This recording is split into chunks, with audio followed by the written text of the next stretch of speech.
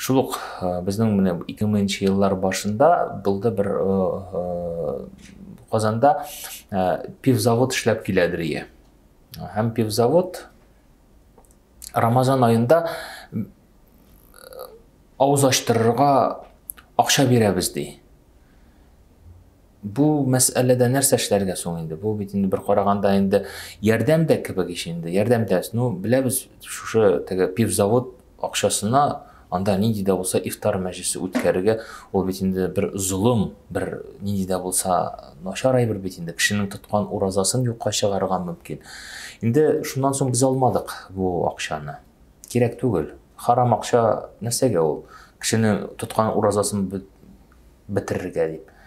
Шуннан соң, альхамдулилlah, шөкер, Аллаһ Тәала Коръәндә әйткәнчә, әгәр кеше Алла ризалыгы өчен бер харамнан сакланса, бер харамнан ерагайса, Аллаһ Тәала аңа хәләл белән алыштыра ди. Һәм альхамдулилlah, шөкер, Аллаһ Тәала безгә башка кешеләрне бирде, кемнәр безгә бу ифтар Рамазан айы дәврендә ифтар үткәрергә мөмкинчелек ярдәм итүче табылды. Альхамдулилlah, шөкер. Ягъни 2 көн шушы җитә торган акча, харам акчадан баш тарттык, Аллаһ Тәала аны хәерлесе белән, яхшырагы белән алыштырды. Менә бу гыйбрәт.